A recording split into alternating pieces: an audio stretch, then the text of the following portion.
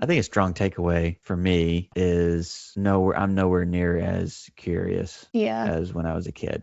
Yeah. And so, I think, yes, we gotta, we have to grow up, become adults, leave childish things behind us, but that doesn't mean we need to stop being curious.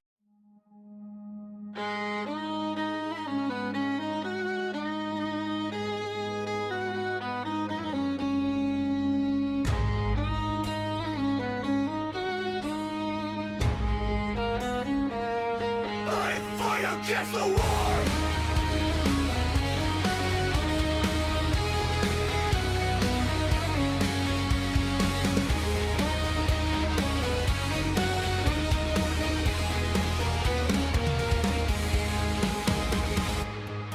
Welcome everyone to episode 3 of 3 Against the War. I'm here again with my bros, Ben and Ruben. And today we're going to talk about, what are we talking about, guys? Terrans. Being Terrans. Being Terran. Being Terrans. So what does that mean? Land. Ben is our resident expert on Terrans. Yeah. Terrans. It means we're like, Earthlings. Right, Earth dwellers. Earth dwellers. So we thought it would be fun to just kind of go back in time, think about our relationship with the outdoors, nature, God's creation, and just the impact that's kind of had on our lives. I thought maybe we would touch on, too, this might be a little deep, the relationship that we have with the outdoors as kids, and then I think the natural struggle that we as adults, when you change from a kid to like an adult, you start getting to exposed to all these things in life, and you kind of forget the simple things in life, or the basic things that you appreciate as a kid, and find how to enjoy your time like you did when you were a kid, right? Because you learn about video games. All of a sudden, video games became a big thing, and then you got sucked up in socializing, or what's the newest cool thing I can grab, or you replaced having just good, wholesome, fun times as a kid with these status quo interactions that we feel like we have to have in order to have fun, and forgetting things that should be overwhelmingly awesome. Yeah, right. The wonder, like losing that sense of wonder. Yeah, to me, a lot of that is, I think it's so important to remember how to be a kid and how to have fun like you did when you were a kid, and I think a lot of that involves being outdoors as well. But I think that goes hand in hand. I think it goes hand in hand, being a kid and being outdoors, and it being such a healthy, light, beautiful, wholesome breath of fresh air memory. Yeah, I definitely think that as we grow into adulthood, we have to become a whole lot more intentional about spending time outside, right? You don't even frame it that way as a kid. I need to go spend time outside now. It's just... Yeah. It's just part of your childhood, or at least I would say it was for us. I guess I can kind of just like get us started in terms of going back. I was kind of trying to think, if I go back and I think about some of my earliest memories being outside, being outdoors, one of the earliest ones would have to be following Papa around in his garden. So our grandfather had a fairly large garden next to his house in Arkansas where we grew up, and it was... I think part of my love for the outdoors came from him, because he loved being outside so much and working outside and doing things outside. I can remember following him around as he tilled the ground, and it would turn from this hard, compact dirt to this fluffy, velvety, rich, almost black earth. And his big footsteps would be imprinted in that dark, velvety earth. And I would, because my feet would kind of sink down in, and they were much smaller, they would sink down into this, like, it was like chocolate cake almost, and then get my shoes and things all muddy. But he would have stepped and left big footprints right in front of me, and so I would like kind of hop and step into his big footprints where it was much neater to step, and follow him around as he tilled the garden that way. And then I can remember him teaching me how to plant corn seeds, spoon's width apart. He would have a spoon and put a seed in one end and then a seed in the other, and then you'd move it down again and put the next seed at the end of the spoon, then keep doing that to create these even corn rows.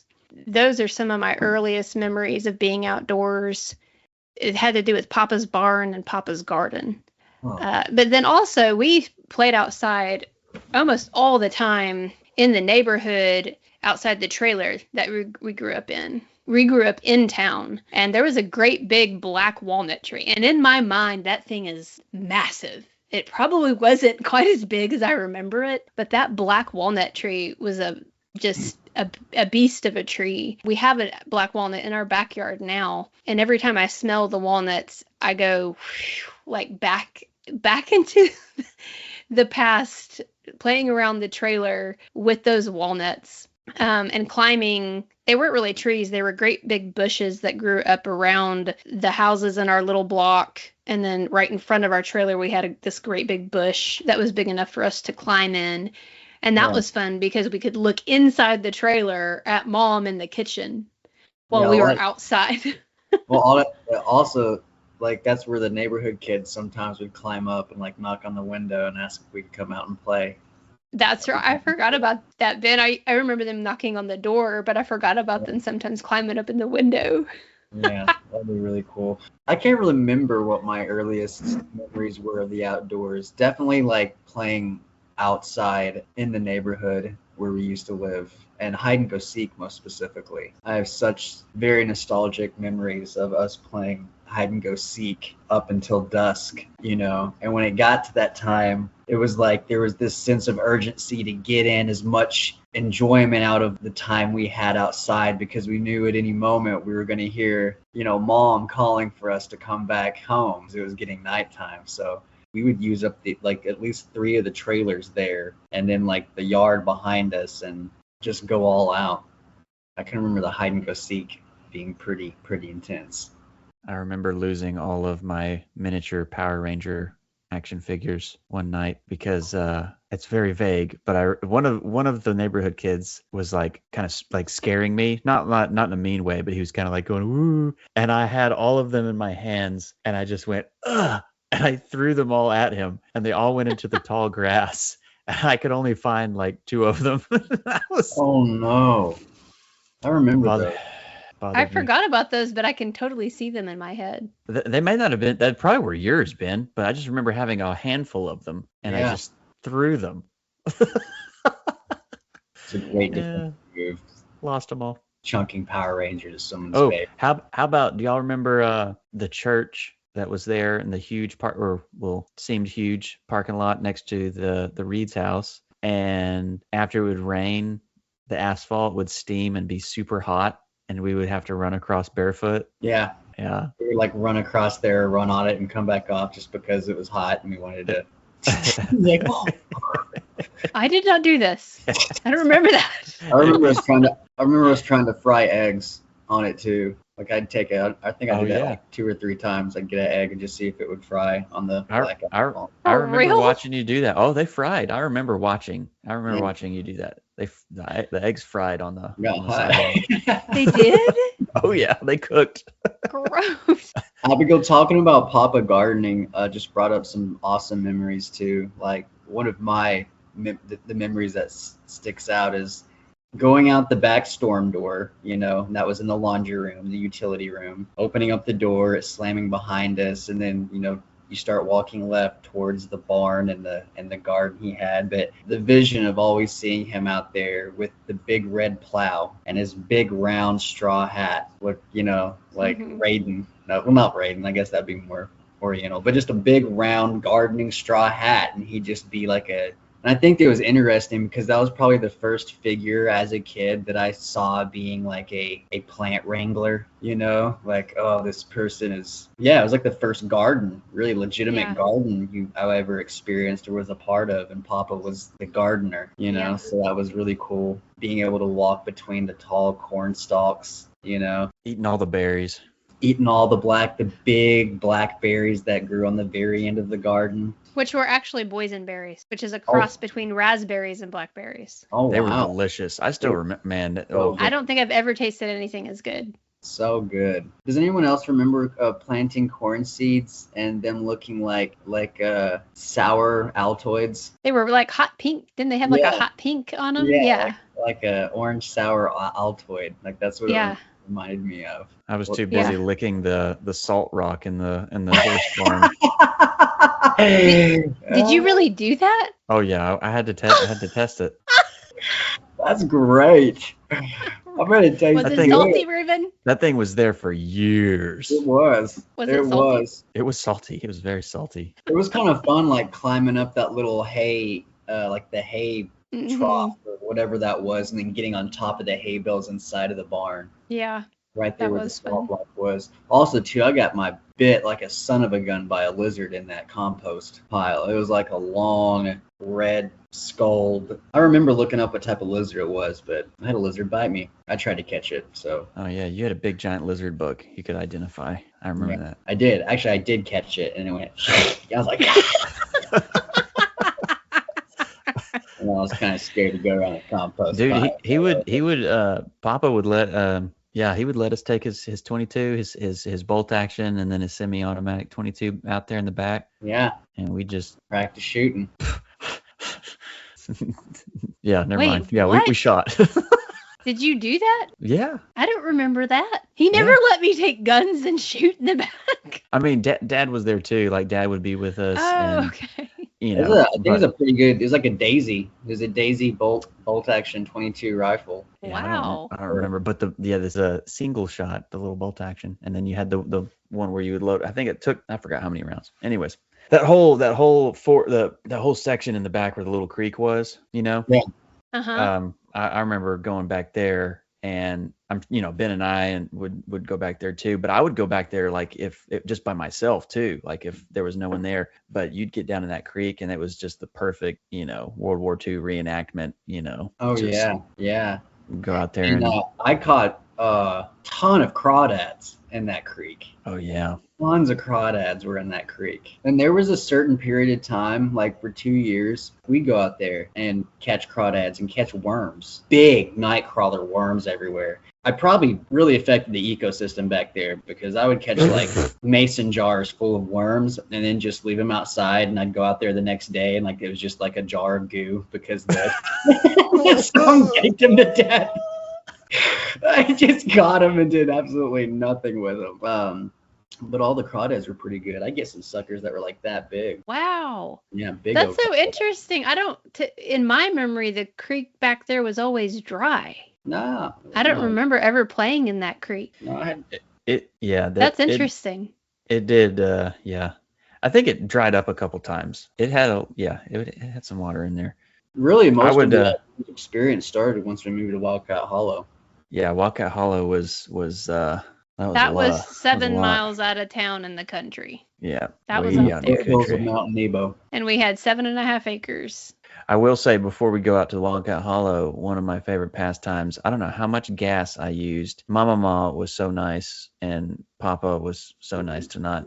I don't know. I don't ever remember getting in trouble, but I would get on the riding lawnmower and not mow, just drive it in circles in that big field and have my toy musket in one hand and driving the lawnmower and act like I was, in the cavalry, just riding around shooting my toy musket.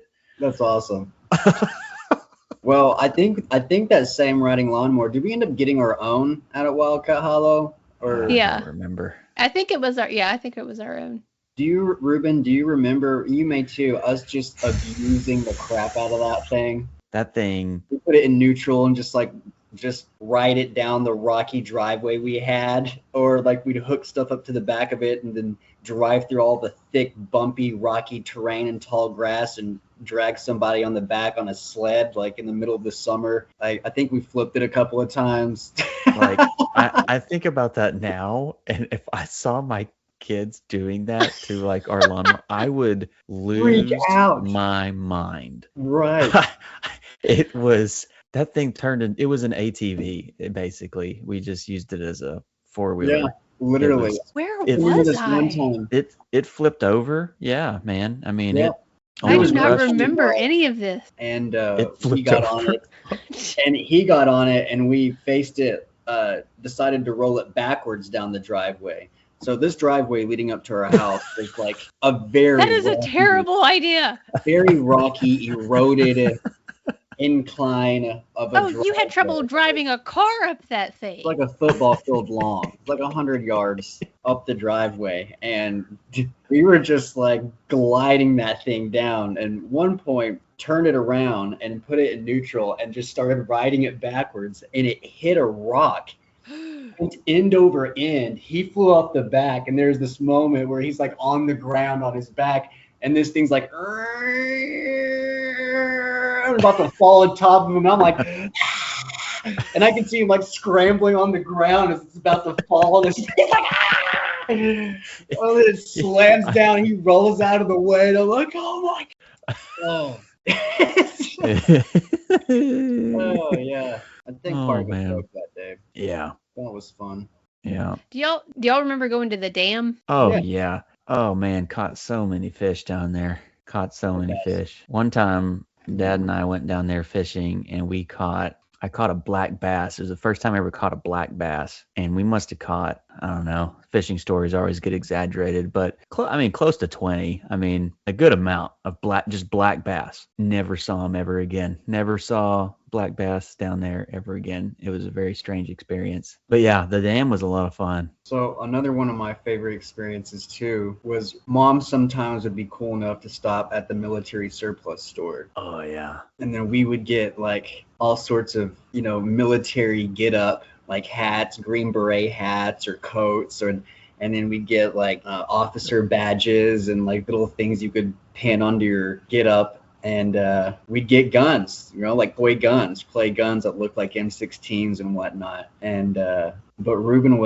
and I would just kit up. I mean, in these like guerrilla type outfits, and go out there and have like the most intense imaginary war scenario, whether it was us like stalking through the tall grass from the top of the property all the way to the bottom. When it would rain, we would reenact like this situation whenever it's raining and we're like trying to either flush out an ambush, or we're like on a reconnaissance mission going through the property and we had to watch out. And sometimes we get enemy fire, and then there'd just be different, war battle scenarios throughout the entire property. That was just so much fun. So we'd have boots on, we'd have like guns strapped up, have our little satchels and stuff, and then we go out there and clear out certain areas on the property and like make a little base camp in a clearing in the middle of the grass that just opens up, and there might be some moss and a nice little pad, and like, all right, let's do base camp here, watch the north-south. It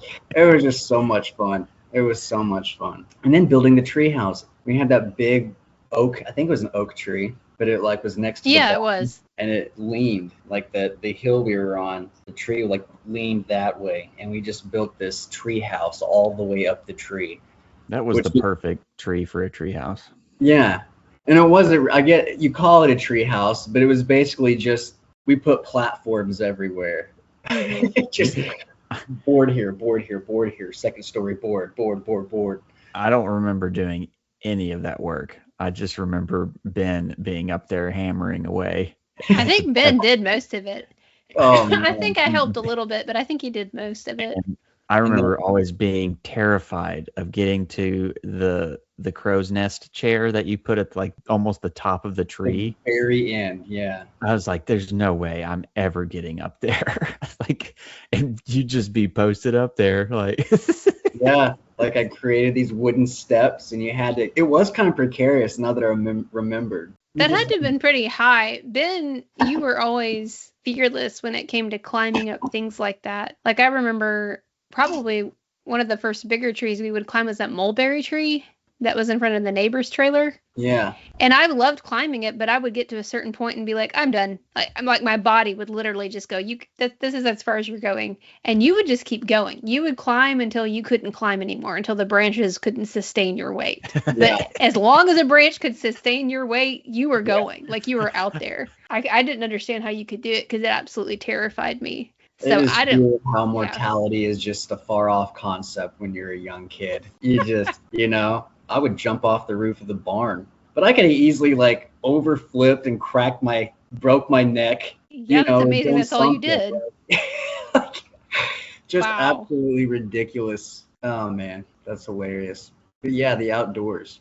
The outdoors was such. Abby and I got lost in the snow out in Wildcat Hollow one time in the forest. I forgot about that. That was fun. Was it past the fence line in the back? Yes. It was past the back fence line. We went past it. We went kind of as far as we dare go. Well, we made it all the way out there to where it turned Yeah. out into the huge fields, Yeah. and it was, for Arkansas standards, it was a hefty snow, and it Yeah. was kind of covering the tracks a little bit. And Yeah, we did get a little bit lost because I remember being a little bit like, okay, I think I can get us back.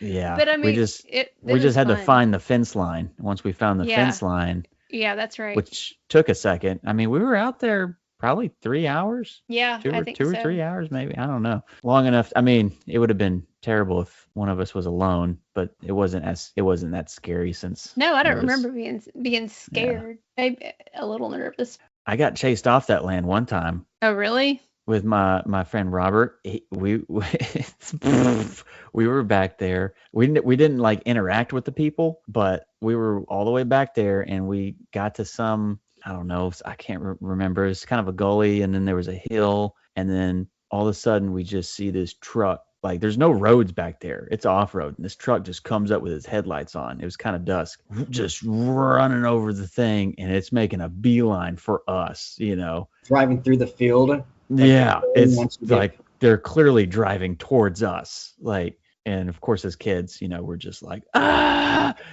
And so we just bolt Bolted backwards, back, though. climbing through the brush and all that, and then get to its barbed wire fence, and we're climbing underneath it. And of course, his pants get caught on the barbed wire, and Oh we're my just like, goodness. "Ah! Ah!" But thankfully, we made it out scot-free. So. Yeah, it was kind of cool, like daring to pass the back barbed wire fence and then Yeah. traveling into the woods beyond the woods behind our house. The things I did, I'm sitting here listening to all this, and I'm like, man, I did my interactions with nature were kind of boring compared to all this. And it's also funny because I think the only time I went past that back barbed wire fence was when we did that with the snow, Reuben. Mm-hmm. Because in my mind, that was always like off limits. You were not supposed to go back there. And so I didn't. And that one time I decided, I think it'll be okay. And we were going to do it and have an adventure, right? And I'm sitting here thinking, I think at some point growing up, the same was true for that back pasture where the woods were and the creek was for me. I think when I was little, somebody at some point told me, don't go back there. Like, don't go in the wood. And I think I have a memory of like Papa or somebody telling me that. So I think in my mind, that was always kind of off limits. So I don't remember going back there and playing a whole lot. I remember riding Dusty, because when I rode Dusty, I could go out in the pasture and ride around. But I think part of it was when he was in there, they didn't want, getting into the pasture with the horse or the cow.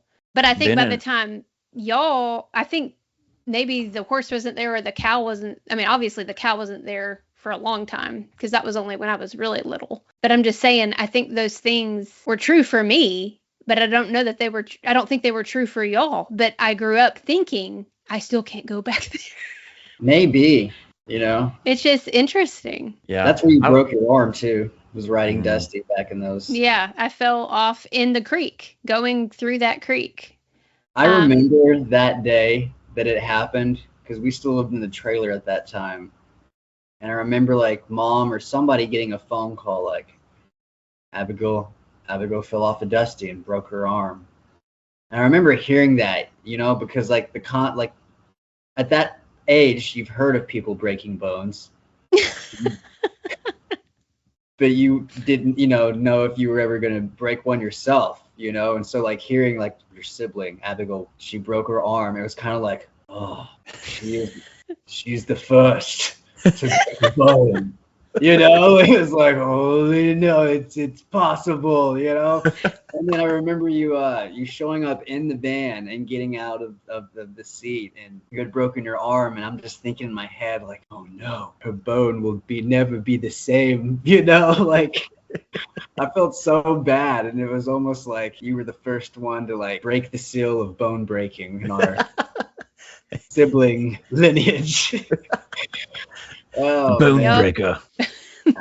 Bone breaker. Oh yes.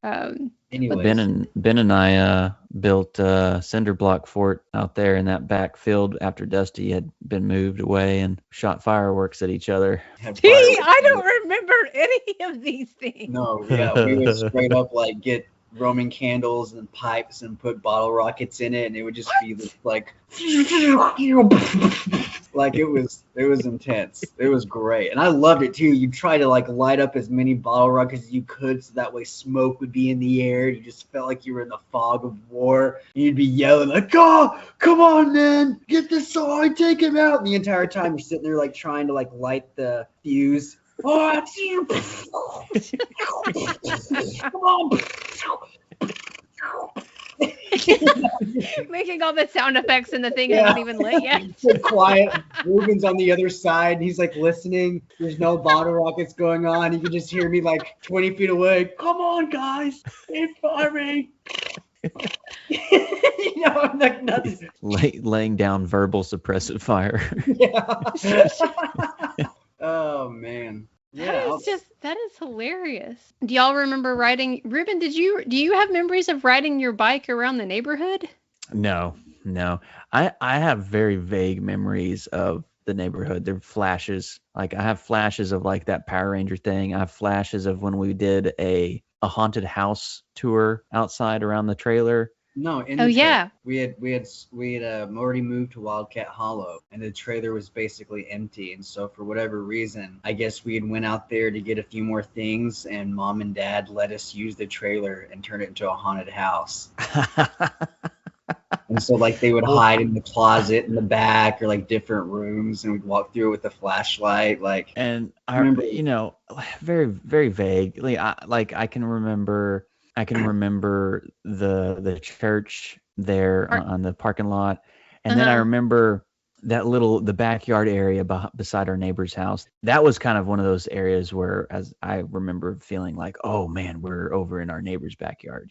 Like, am I supposed to be over here? And then being terrified of their dog, Bear, and then also being terrified of the other dog behind us at the other trailer that was always chained up on the pole. Buff. Yeah. The yellow lab. Yeah. Buff was cool though. He was kind of cool. Bear was aggressive, but the trick with Bear is like you didn't run. Yeah, Bear is scary.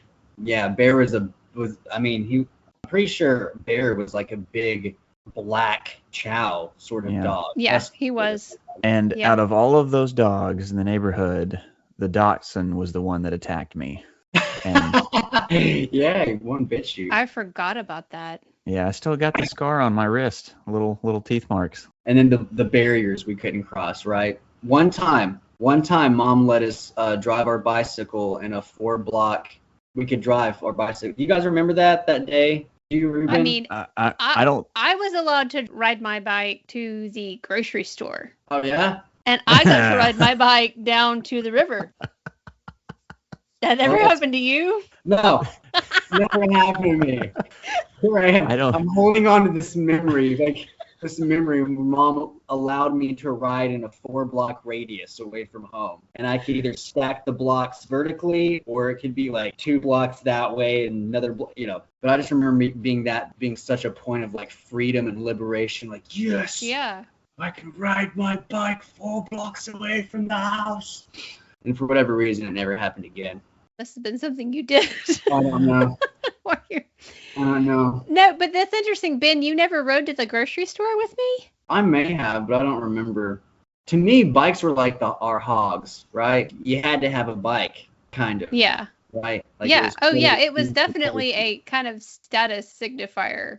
Yeah. Like neighborhood kids status signifier. And then if they had a 15 speed or like a 10 speed, like the speed of the bike mattered. Oh, or man, 20 speed, and then you're like, You were the first one to get an 18 speed. I was. That black one. I was. It was a black bike with like a kind of reflective, translucent words on it. It was a very cool bike. Yes, it was. Cool bike. Yeah. Or you get the kid that pulled up and he had the playing card on the back wheel, and it made the. Yep. Well, it became a motorbike. Well, yeah, or his cardboard, or a folded card. But it just like sounded like it's like sounded so cool, man. Like a motor, but it was obviously not.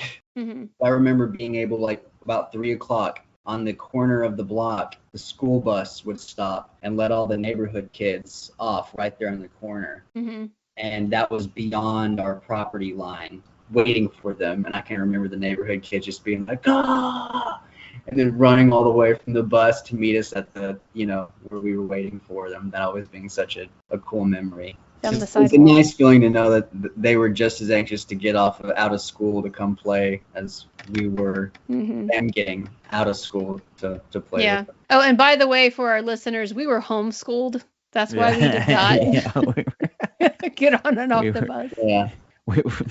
What, Ruben? No, I was just saying we weren't like those, we weren't like three pale, wide-eyed, strange-looking things. We were fairly normal. You're normal. Are you stereotyping homeschoolers? No, I've never seen one that looks like that. There are dorky people in public school and out of public school. Oh yeah. That is right. They're That is everywhere. correct. I can remember going out and just exploring the property by myself a whole lot, looking for fossils and rocks, catching snakes, catching frogs, lizards. Yeah. I went through this phase where I caught a lot of salamanders because we had 2 ponds on the property. Yeah. So I was spending a lot of time catching tadpoles and salamanders and putting it in those aquariums that we had. You guys remember that? Yes.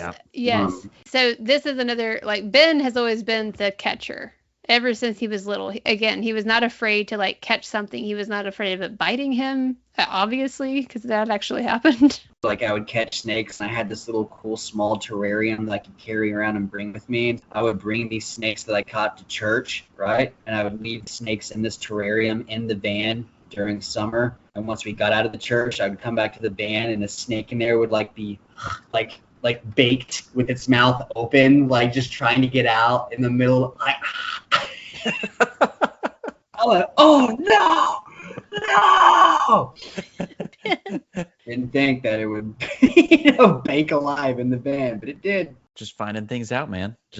Finding stuff out. Exploring and figuring out. And I remember one time I caught over 50 tadpoles and kept it in this aquarium. And I didn't realize that in one of the nettings, because we had this long net that I used to catch the tadpoles, big, fat, juicy bullfrog tadpoles.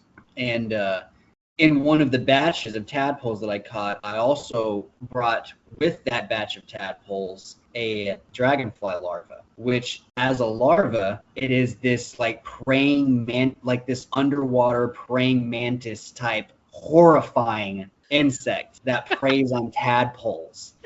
It is a horrifying insect. And I remember, going and checking on my aquarium, and I would find these half-eaten or dead tadpoles just floating everywhere. I'm like, what's going on? Like, what is happening in here? And there was a bunch of seaweed and stuff. So I remember just looking in there until I found one just latched on to the side of the plant. And I was like, what is this thing? So I look it up and found out this thing preys on tadpoles. So here I am dropping this thing in, and it's just obliterating these poor tadpoles. We were feeling so bad about that. So, okay. Ruben, I remember you would go outside and play by yourself a lot. Yeah, I had a lot of solitary time. Poor Ruben. No, that's good. I do remember I was always cautious going out there. Didn't want to get too deep into the thorn bushes and things. Ben would always be okay with hacking through it and getting through there. And Abby, I feel like you were probably a little more brave on that end too, going through things. But eventually, I do remember. You guys remember the giant trash piles in the back of the property, and it was just tons of collapsed. Yeah. In my mind, it was just a gold mine. Yeah. I was like, there's so much stuff. Yeah. And we probably pillaged through that stuff just over the course of over the years. I don't know if we ever truly got through everything back there. No. But it was just sinks. You used tons of that stuff to build your structures and all that. But I remember, I remember when we first moved out there was this chick that came and visited us, and I think she told one of us, or Abigail, she was just a kid that lived on Wildcat Hollow. And when we first moved in, like, she came over to visit, and I think she shared with us that she might have just been, blowing smoke, but I can remember her saying that the story was that a big black bear had knocked that barn down in the back, and that's what caused it to the collapse. Ruben, do you remember that? Oh, I remember that, and I was 100% convinced there were black bears all over our property. Yeah. Yeah. Oh my goodness. Something else. Do you guys remember that emu? What? The emu that got loose on our property, and these guys drove up and were like, "Yo, there's an emu, freaking emu on your property. Can we get it?" We're like, "Yeah, sure." And we got to watch them out of the back window, and they're like motorbikes chasing this emu around. They're chasing a daggum dinosaur on our property. Yeah. 7 acres of just flying. You just see its top wings and its neck because the grass out there is tall. The grass out there was probably got up to about 4 feet tall, maybe. Yeah. I don't know. Yeah, definitely. And I mean, you just see this emu, man, just scooting across the property, and they're on their dirt bikes, just they're what do you call it, rustling that thing. And yeah, I remember that was weird. That was a weird day. That is just random. watching them herd emu on our yard. That was a weird day. I was just gonna say, do y'all remember the short amount of time that we had cows on our property? Yeah. Yes. I remember watching Papa. He like went into full blown country boy, and he just like went face to face with that thing with his arms wide open. He was just like, hey. Yeah, well, he made a little garden for That us thing was not on happy. the house. Remember, Papa made a little garden for us in that terrible rocky clay. Yeah, dirt it that didn't we grow at had. all. He planted a bunch of potatoes, I think, and a cow had gotten inside of the garden that he made. And I remember that, Ruben, him just being like, "Yo, get out of here!" And I'm like, "Yo!" As a kid, I was like, man, he controls animals. Yeah. That's good stuff. Abigail, what's your favorite memory of being outside? Like, what do you think your... From when I was a kid? Yeah, like... Well, I mean, I think definitely that Papa memory, following him around in the garden. But I also remember, and this discussion it made it dawn on me how much we played or differently outdoors, or we didn't always do the same things. Because I went to Sarah's grandparents. Yeah. Behind our grandparents' house a lot, and rode horses, and went back in those woods on the horses. I mean, for hours, days at a time. Yeah. So I had a lot of really fun memories riding horses and handling horses, and that was fun. But apparently, while I was back there riding horses, y'all were like blowing up things with Roman candles. Yeah. Well, and cinder block forts. Yeah, wish you could have rode a horse and done it on that too. That's all a 9-year-old needs is just some fire and gasoline and a horse. Yeah, and a horse. Oh, probably wouldn't have been the smartest thing. Oh my gosh. Just kidding, kids. So the outdoors is good for us all through life. Yeah, outdoors is 100%. Amazing. Not to say that I'm depressed, we're all depressed up here, but you just remember how happy you were as a kid. Yeah. Right? It was just, there was this bliss, at least in my memory of a kid, and I think being outdoors had a lot to do with it, I think a lot of it had to do with like grounding, in certain ways. That sounds kind of cheesy, but I really do. I think it's mentally healthy and good for you in so many ways to be outdoors. Yeah, because I remember one of my favorite things was at night, you go out there and you just look up into the stars, and there's nothing inhibiting you from being able to see all of it. Light pollution. Yeah.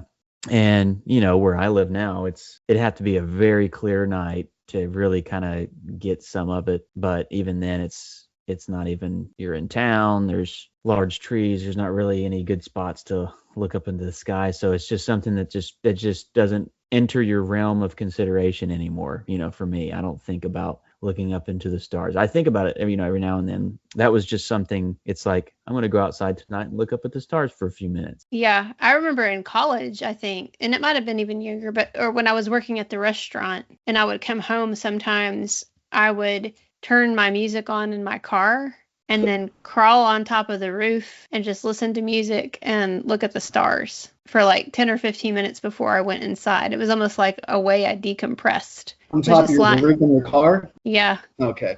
I didn't know if you got on the top of the roof. No, the roof of my car. Yeah. I mean, I sometimes climbed up on the roof of the shed and did that too. Yeah, the shed. Well, so as young adults, what are some of our outdoor memories now, or I mean, Ben, you kind of touched on how you feel our relationship to nature, being outside, kind of shifts and changes as we grow up. To some extent, like I think it still energizes us, right? Yeah. I mean, I think obviously as a kid, you have the luxury to be outdoors a lot more often. Yeah, right? yeah.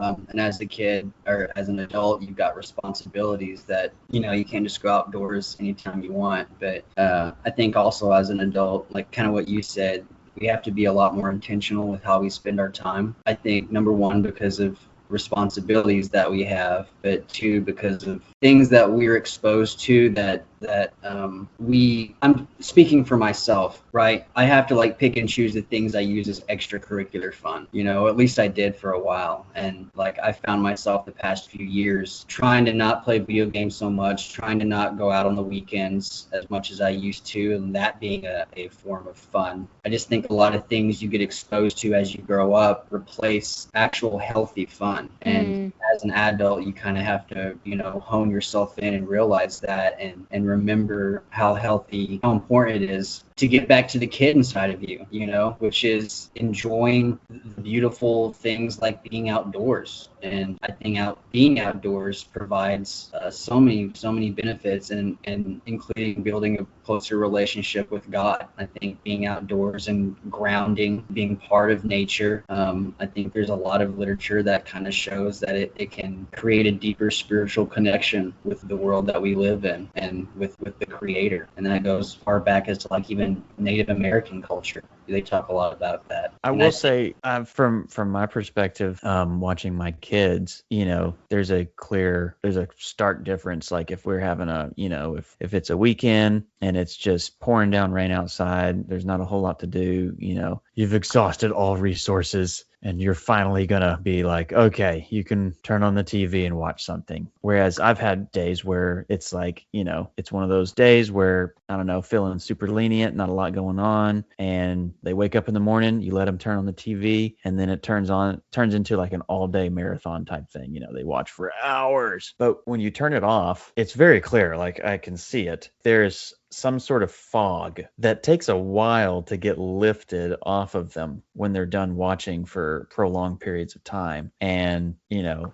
immediately like, all right, well, let's go outside. Let's throw some baseball. Let's go outside. Let's go, you know, run around the cove or something, you know, or let's build Legos or do something to get your motors going, you know, things like that. Total opposite. You could spend hours being outside, doing the most monotonous stuff outside. But I don't think you're going to have a fog that needs to be lifted off of you after spending several hours just watching nature. Yeah. You know, we're batteries. Like literally, the way we're made, we're batteries. And our bodies have a resonant, this sounds hippie as heck, because there's literature on this. Our bodies have a resonant frequency. And the outdoors, things like rocks, trees, have matching resonant frequencies that help charge our bodies. And so I think that's another reason when we're outdoors, we're grounding, walking around bare feet, tree hugging, you know, like that whole concept can be taken like way far off. I'm not saying like be a tree hugger, go out there and, you know, frolic in the woods and like try to climb up in a tree and whatever. But yeah, but also do that, you know.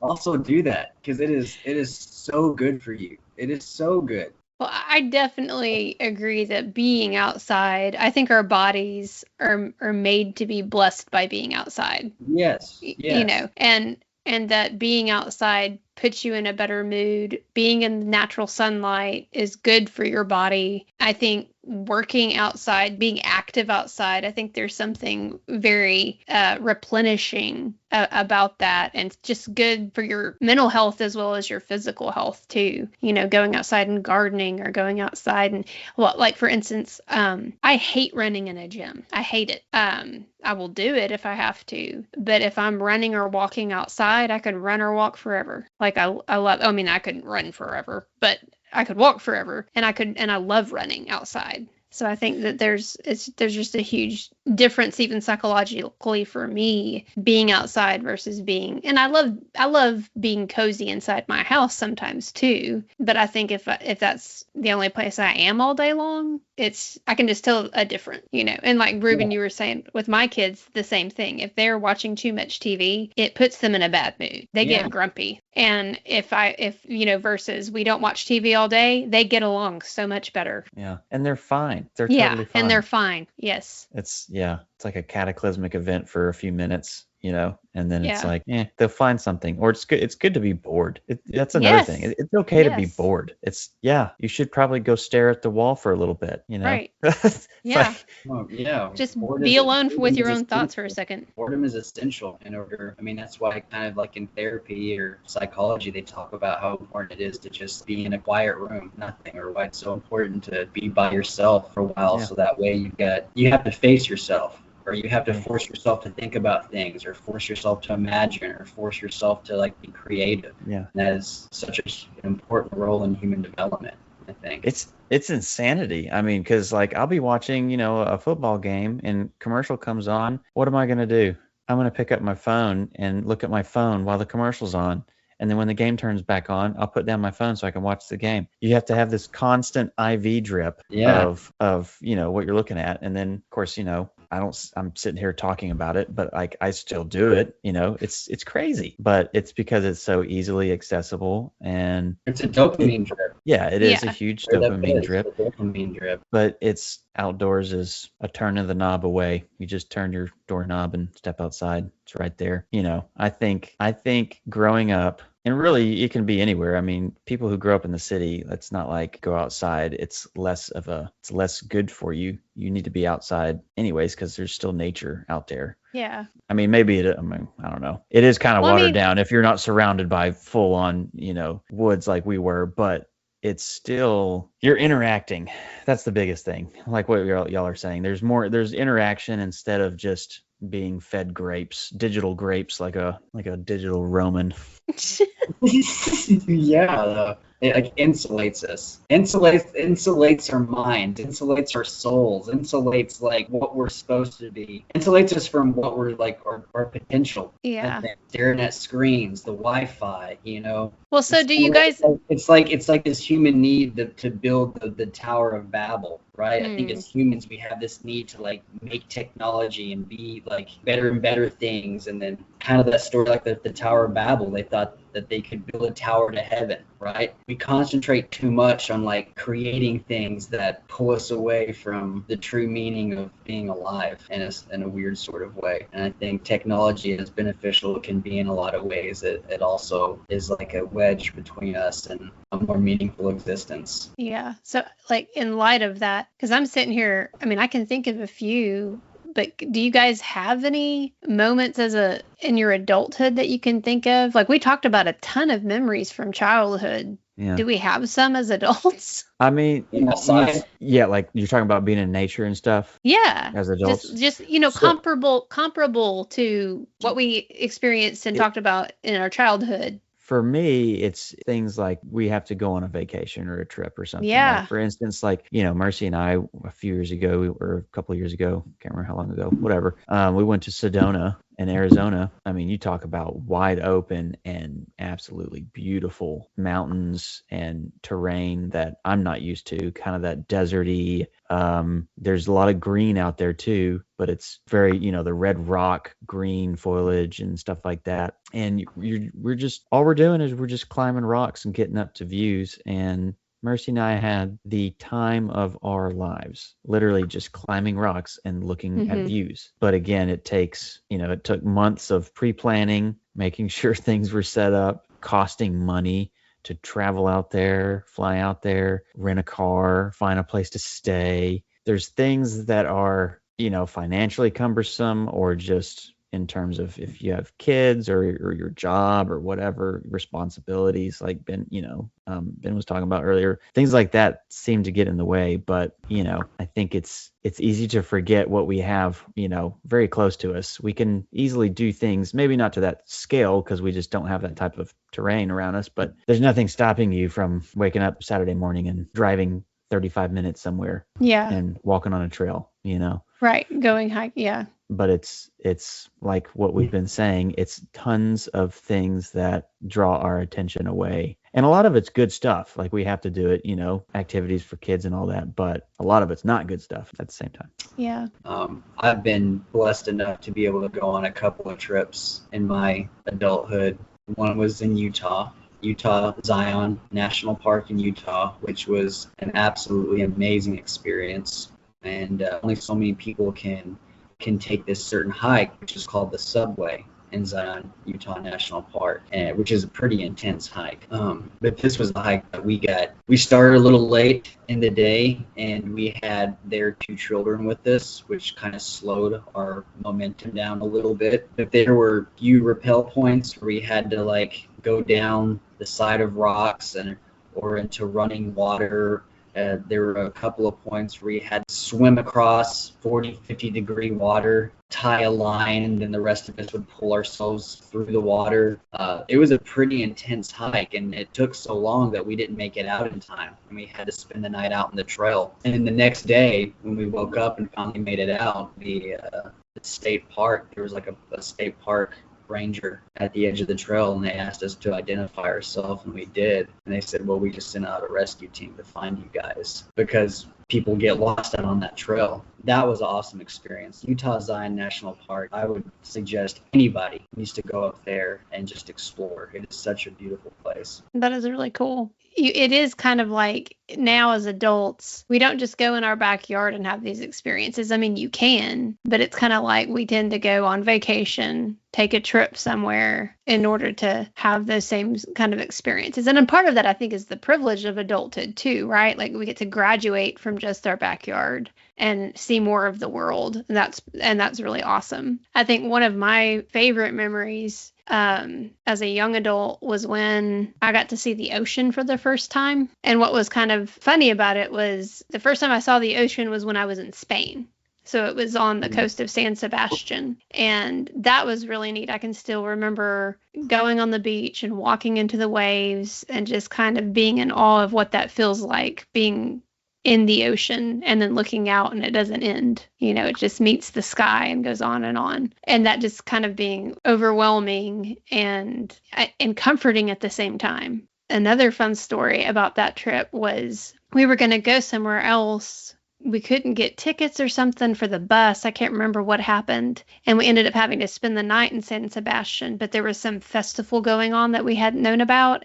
And every single hotel was booked. There was no place to stay. And I was with 2 other friends. And we ended up just taking all of our luggage and putting it on the beach and sleeping on top of our luggage on the beach. That's so cool. And taking turns. I mean, we were going to take turns sleeping, but none of us slept. And while we were lying on our suitcases, kind of looking up at the sky, I mean, you could see all the stars. It was gorgeous. And there actually ended up being a meteor shower that night. Sick. And we saw hundreds of falling stars lying on a Spanish beach. That is so sick. That's pretty cool. In the middle of the night. And that wouldn't have happened if we had found a hotel. Yep. That's amazing. Yeah, who needs a 5-star hotel when you get 5,000 of them outside? That's right. That's oh, right. Man, that didn't land like I wanted it to. 5,000 stars. He's talking about the stars. It's all about time. It's all about timing. That was great. I think that was great. You need a 5-star hotel and you got 5,000 stars outside. Yeah. But My it was first time I saw the beach was on my honeymoon. That was the first time. wow. But we go to the beach pretty regularly now. Yeah. I Yeah. love the beach. But It's yeah. funny too because I watched we took all the kids to the beach for the first time, like where they're all able to be more independent and walk around. And Miles this year, it was very interesting. Eden just ran out into the ocean. She probably would have kept going until she fell off the edge of the earth because it's flat, you know. Just kidding. Just kidding. And then Gideon, of course, he's fearless running out there. And then Miles, his personality is very like, bang his head into things. He wants to fight. But this cat was like, if the waves were coming up to hit him, he needs to back up further to where the waves are like not quite hitting him. Like he was like not sure about the ocean, what to think about it. He was like, I can tell he's like, this is huge. Like this is big. And these waves are kind of strong, very wary of what's going on. It's just interesting to see the different, like some people, they want to run out and they just have that, like what Ben was, what you were talking about earlier, this naiveness of your mortality, Yeah. And then sometimes it's like, even at a young age, your mortality is the sense of it is there too much to where it's like, you can touch the water. You can go out and touch the water. It's fine. It's not going to swallow you. That's also interesting with Miles. Miles being like the more aggressive. Yeah. Now, it took him a day or two and then he was, out there with them. But it's just kind of that, when you're first taking in something so grand, it's a lot, even, especially at a young age. But for me, first time I saw the beach, it was, wow. The eye, as far as the eye can see. How are the sunsets on the beach? Gorgeous. Beautiful. And when you can see the rain coming in or off in the distance, that's also really awesome. That's where the aliens live. Good. Under the ocean. Oh, brother. We know more about our space than we do about what's under the ocean. Oh, my goodness. A topic for another day. Yeah. Well, I will say that it's like we slow down when we start trying to talk about it in an adult context. We're not rapid firing on this like we were when we were talking about it, when we were kids. Yeah, just further, the experiences are a little probably further but in between each other. Yeah. Yep. This is boring, but I do think another way for me that I enjoy being outside as an adult is, and I mentioned this, because you don't want to do this so much when you're a kid, but I love working outside. Like I love working on my yard outside. Yeah. Doing things with the flower beds or planting things or trying to start a garden in the backyard. I've tried to do that a couple times. That has not been very successful yet, but just doing things outside and kind of curating the little bit of land that I have. I really, really deeply enjoy that. There is nothing quite like the feeling of sitting back and looking at your yard after you've done the perfect edge on the side of the grass and it's a fresh cut and the sun is hitting your green grass after the rain is dried. You got a heavy rain a few days ago, so your grass is nice and plush and healthy, and you got a fresh cut on it. Yeah. And you just walk on it barefoot. And you just get to observe, like, yes, I have it's kind of like taking a homeless man, giving him a haircut, giving him a nice beard trim, putting some lotion on his face. He looks like a new man, looks good. Looks like you can actually get a job.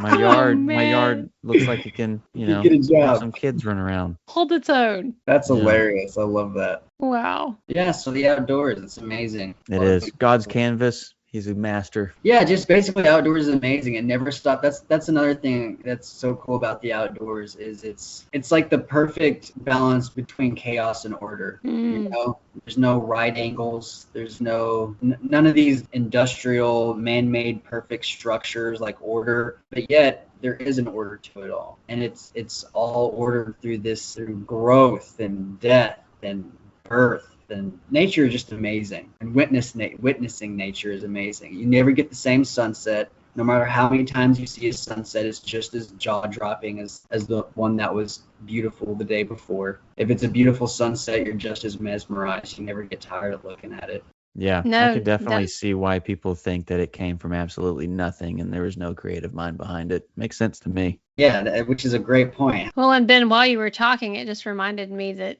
there is story in nature too, right? There are stories in nature. Like it is itself a story, and if there's a story, there has to be an author. Yeah.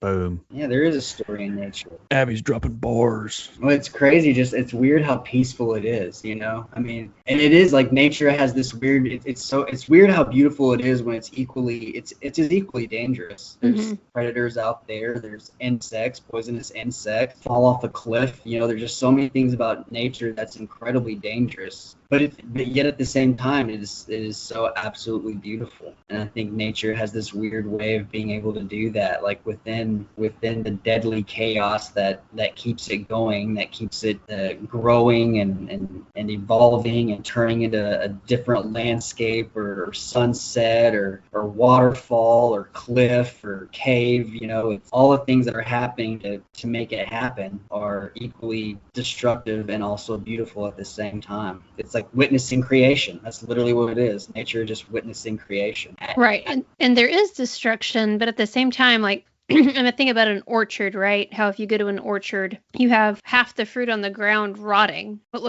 looks like ruin, but it's giving way to a fertilized soil that is helping future growth. Yeah. So there's this, you know, like you were saying, Ben, like this cycle of death and rebirth and death and rebirth, you know. Glorious. So it's not everything. First thing that happens after a forest fire is the ground grows flowers. You know? Yeah, that's awesome. Everything happens in circular cycles, it seems. You know, photosynthesis, water is destroyed, evaporated, you know, goes up into the sky, makes it more. Day and night, the sun arches over the earth and then creates day somewhere else while we're in night. Yeah, it's amazing. Actually, the turtle just like turns around. The turtle like finally turns around, and that's where the sun is at. That's right. I forgot we do live on the back of a turtle. Anyways, I don't know, can't. but that would explain volcanoes. Turtle just ate something bad. Oh dear. So that's why we have volcanoes. The turtle ate some hot Cheetos. Therefore, we have volcanoes. Okay, I thought so. That means part of the Earth is also on the turtle buttocks. Then is that what you're saying? Correct. Not just on the shell. Yes, because we still have gravity, so we're still thinking we're standing up straight. So we are. Yeah. I think a strong takeaway for me is I'm nowhere near as curious as when I was a kid. Yeah. And so, you know, I think, yes, we gotta, you know, we have to grow up, become adults, leave childish things behind us, but that doesn't mean we need to stop being curious. Yeah. And I think, you know, that's something that we can always work on and get better at the older we get. Yeah. Become more curious. Tell you what, it was a lot of fun being out in nature as a kid with both of y'all. It was. It was. Definitely had a lot of fun. It was a blast. Those are good memories. Probably a wrap on memories in the outdoors being a Terran.